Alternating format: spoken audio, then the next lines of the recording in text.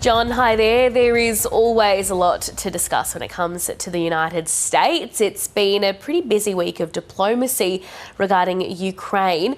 How would you assess Donald Trump's meeting with President Putin and European allies? Mel, you're right. It has been a fascinating week, one where you could easily criticise Donald Trump and say, well, he went into that meeting with President Putin demanding a ceasefire and threatening sanctions if he didn't get it. He left Alaska early without a ceasefire and without imposing any sanctions to increase the economic pressure on the Russians to cease their offensive in eastern Ukraine. Then, of course, came the follow-up meeting in the Oval Office.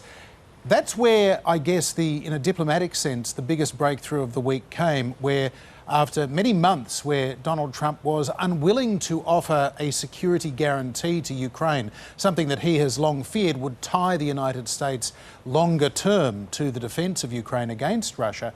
After that meeting with Zelenskyy and 7 European leaders in Washington, D.C. on Monday, suddenly Donald Trump is not just talking about a security guarantee for Ukraine, but even not ruling out the prospect of American boots on the ground, military forces in Ukraine facing off against the Russians. Now, nobody seriously thinks, Mel, that President Trump is going to be sending American troops into Ukraine as a part of a peacekeeping force. If that happens, it is much more likely to be European.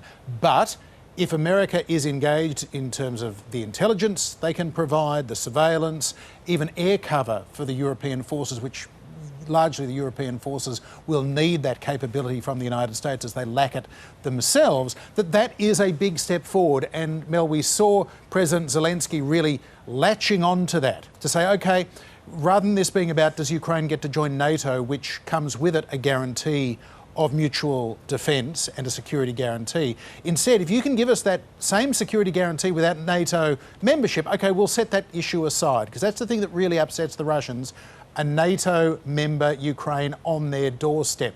So if Ukraine can get that guarantee, then suddenly we might have a breakthrough. But that's a big if, in part because in the meantime, Russia is continuing on with its summer offensive and they're continuing to take ever more of the east and the southeast of Ukraine as their offensive continues. We saw an upswing in violence just overnight, massive drone and missile strikes into the far west of Ukraine, over towards the Polish border.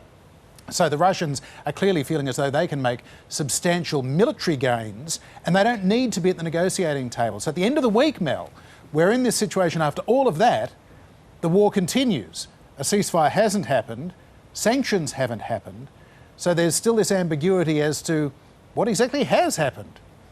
Exactly. Planet America co-host John Barron, thanks very much for your time.